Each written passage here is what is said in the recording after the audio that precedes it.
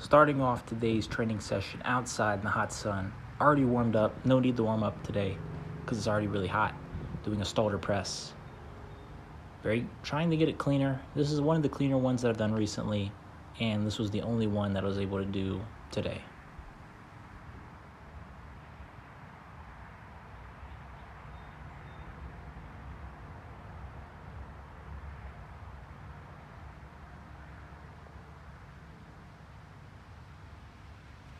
So hopefully that looked kind of nice.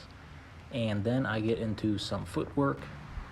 I did get into footwork, but I get into some training. My knees were feeling it at the time, so I did not want to do any heavy jumping or impactful jumping, fatiguing jumping. And I just tried to do some backwards walking, which is really good for the knees, while also training some footwork. And wanting to train footwork and plyometrics together.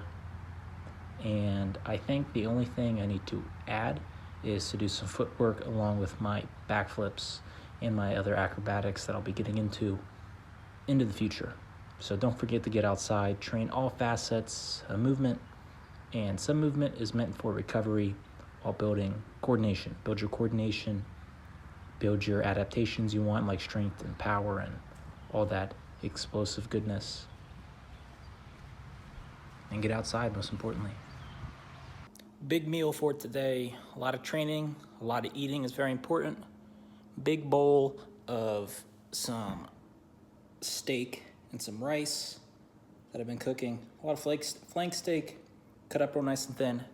Makes it real nice.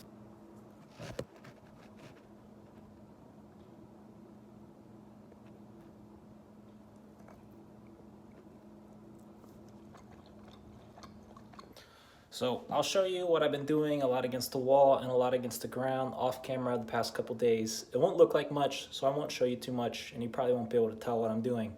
But that is a lot of really good work can be done against the wall or against the floor.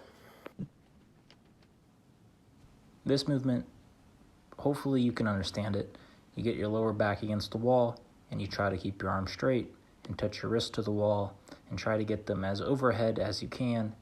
If you're able to touch your wrists together and against the wall and have your lower back against the wall, you have almost complete shoulder mobility that I'm trying to get to. And then the same thing can be done against the floor. It's a little bit easier because you have gravity helping you. But I'm really trying to get the upper back, lower neck, the traps. The muscles there are really important for some overhead mobility, overhead shoulder mobility. So I spend a lot of time on the floor like this and against the walls. And also just whenever I can think about it, just whenever I can, I really need to build that up because I do think that's one of the lagging parts. That as well as cross-legged, lotus pose, butterfly stretch kind of positions are the two things that I'm lacking in my mobility. And then once I have that, I'll really be able to have a complete sense of mobility. I tried to do another Stalder press, but it did not manifest. It did not come to fruition. I just ended up getting not super high. And my technique needs to be worked on. Need to try to get, it's mainly the mobility I think is keeping the technique from not being super clean. But I ended up, and I was kind of tired of the one in the morning. And hopefully you liked the video. Leave a like, leave a comment, subscribe. That's the best way to support the channel. And train non-linearly, as well as, those one of the good things, I'd say not to do as many linear movements, but one of the good things about linear movements is they're easy to progress, very simple to progress. Like push-ups, you just do more push-ups. Bench press, you just do more weight. It's overall pretty easy when it comes to that.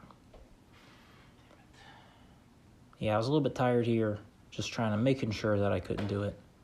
And then I did a little turtle spin, one of my favorite moves. Then a lot of dead hanging. This is another way to build up some back mobility, shoulder mobility. That doesn't quite use the wall, but this builds a lot of adaptations by keeping your shoulder keeping the integrity of your shoulder very nice, because your shoulders really have to hold on and the ligaments and the tendons and the joints have to hold on when you do this position.